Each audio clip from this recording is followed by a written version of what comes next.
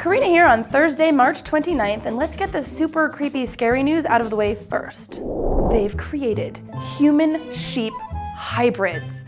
Okay, they're really only 15% human, 85% sheep, and it's not even that 15%. Actually, the sheep, created by researchers at the University of Nevada, have no human features. They're not going to look like people. What they have are human organ cells. The sheep are injected with human stem cells when they're just fetuses, and the hope is that this technique of creating sheep with organs that are half human will lead to animal organs that are transplantable in people.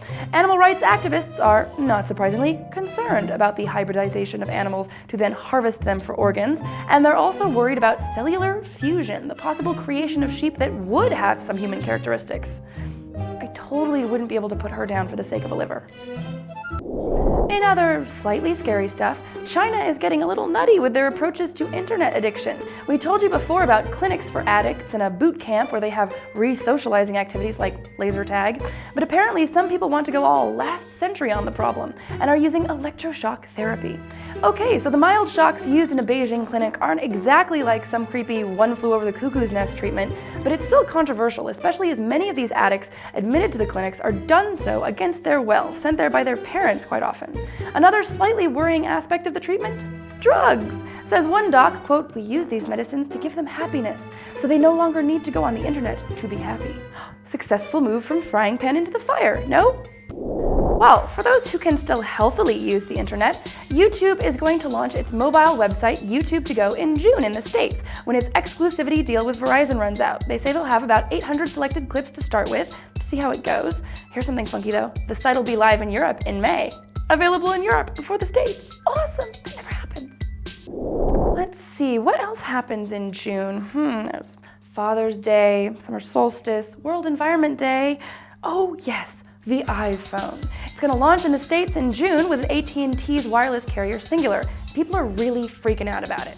Singular recently reported they've already received 1 million calls from people asking to be notified about the iPhone launch and requesting more info about the doodad. And this even though Apple isn't taking pre-orders. That is some fairly intense hype, which will no doubt translate into some fairly intense profits. You know who's probably envious of that kind of hype right now? European PS3 retailers. As we mentioned before, most of the European launches, especially the French one, were disappointing to say the least. Well, for retailers anyways. Some customers were getting mad freebies. But still, it's surprising that only a week after the launch, the PS3 has already suffered its first price drop. Ouch.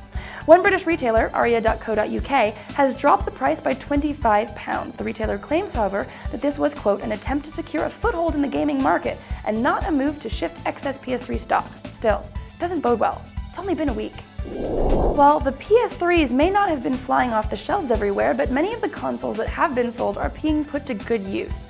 Surprisingly good use. We told you before that for the first time, gamers would be able to connect their PS3s to Stanford's Folding at Home project to contribute their console's computing power to completing the project's massive calculations. Well, it's been a total hit. Over 40,000 consoles have joined up, are contributing over half of the computing power of the project right now, and as MOBA's viewer Richard Bailey tells us, are completing tasks much faster than PCs.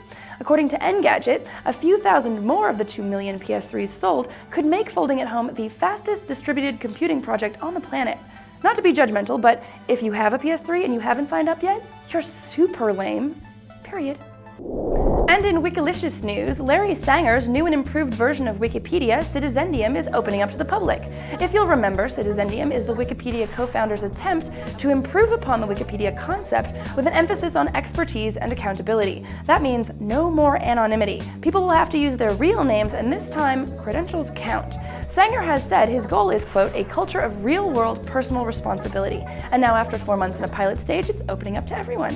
So far, it started 1,100 English articles, has 80 specialized editors, and 800 contributing authors.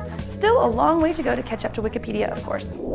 That's it for today, but until next time, if you could make an animal hybrid using your own stem cells, what animal would you hybridize yourself with? And is hybridize a word?